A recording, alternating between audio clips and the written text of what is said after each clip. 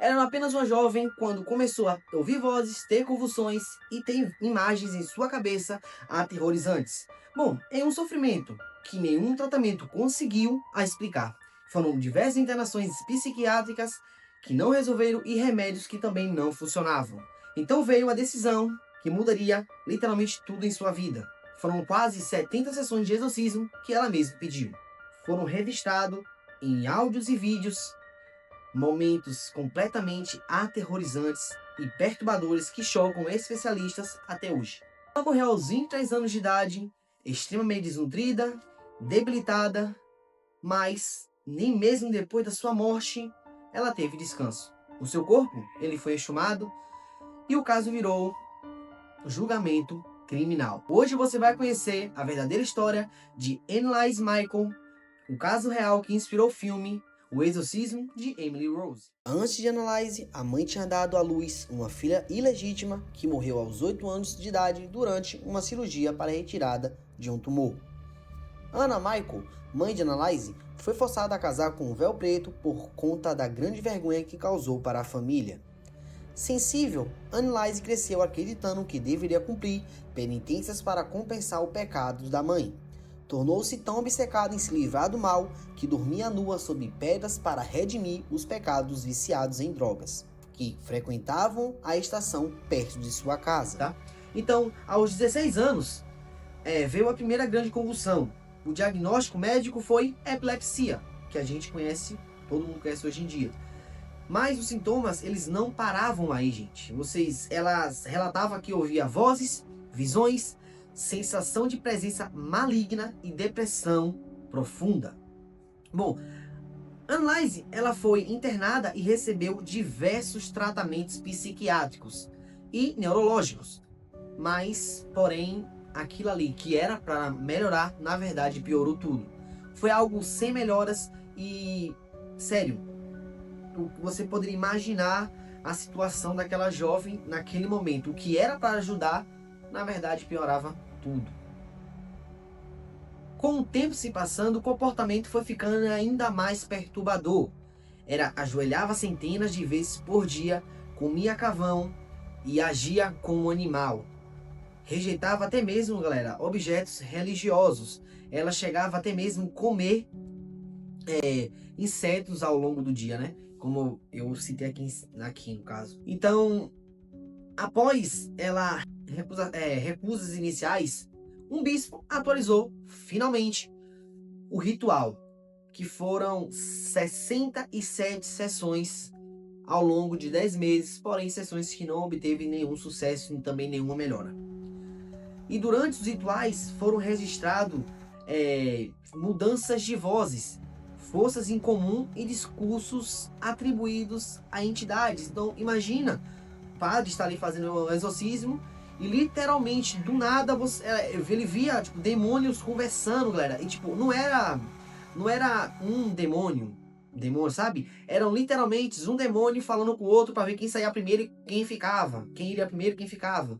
Então você via completamente eram vozes que falavam, você compreendia o que eles estavam falando, sempre mudavam. Então era uma voz feminina da Annalise ali, né? E logo do nada mudava para uma voz mais aterrorizante, vozes demoníacas, né? Que acreditavam, que davam na verdade para ver, inclusive nos áudios, inclusive esse que vai passar aí para vocês.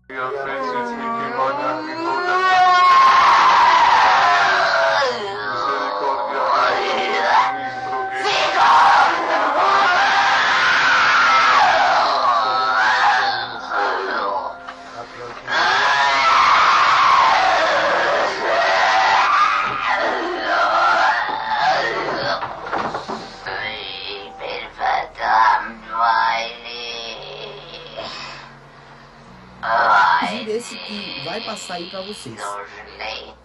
Bom, Annalise parou de se alimentar, acreditando que seu sofrimento teria propósito espiritual. Então ela parou de comer, parou de beber água, parou de comer e não tinha quem fizesse. Ela não queria se alimentar de jeito nenhum.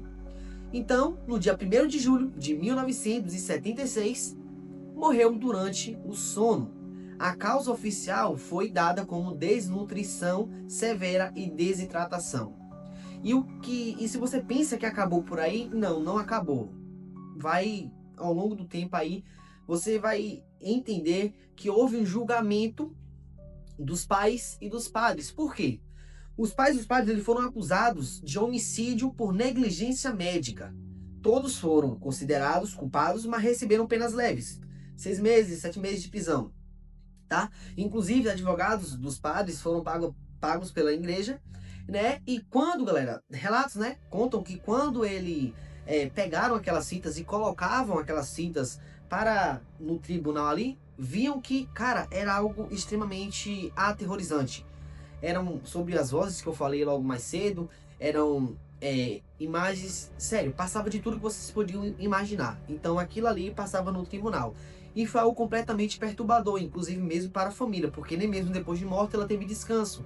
Virou um caso criminal, por falta de negligência médica, enfim, né? Então, através essa realização desse exorcismo, houve um impacto mundial, rapaz. Sério, foi um impacto mundial que teve e que na Alemanha o caso ali gerou diversos debates entre as religiões. Se a medicina a levou à revisão das regras do exorcismo pelo Vaticano. Lá em 1999, vocês não tem nem muito tempo que mudou essas regras. Até de certa forma recente, vamos dizer assim. Então, tornando a obrigatoriedade antes do exorcismo a avaliação médica antes dos rituais. Então, antes de haver qualquer ritual de exorcismo, teria que ter uma consulta médica para poder, assim, decorrer com o exorcismo, tá? Então, hoje, não existe consenso, doença psiquiátrica, tipo assim, até hoje não existe consenso, doença psiquiátrica severas, fanatismo religioso ou algo além da compreensão humana. A única certeza é que essa história continua sendo um dos casos mais perturbadores já registrados no mundo. Mas eu quero saber de você. Você acredita nisso? O que você acha que aconteceu com Elias Michael? Foi algo espiritual ou foi algo que realmente era algo mais psicológico? Deixa aqui no comentário que é extremamente importante. E não esquece de se inscrever, não esquece de deixar o seu like, porque cada inscrito que chega, galera, ajuda o canal a se manter de pé, ajuda a mim também a fazer esses vídeos aqui, que por mais que eu não tenha muitos equipamentos profissionais, eu sempre tento trazer o melhor para vocês. Então comenta aqui embaixo o que você acha desse caso, se você acredita, se você não acredita, e eu quero saber muito a sua opinião sobre o que vocês têm achado dos vídeos, se você gostou desses vídeos, nesses estilos, tá? Então é isso, até o próximo vídeo, valeu, falou, fui! 9 minutos.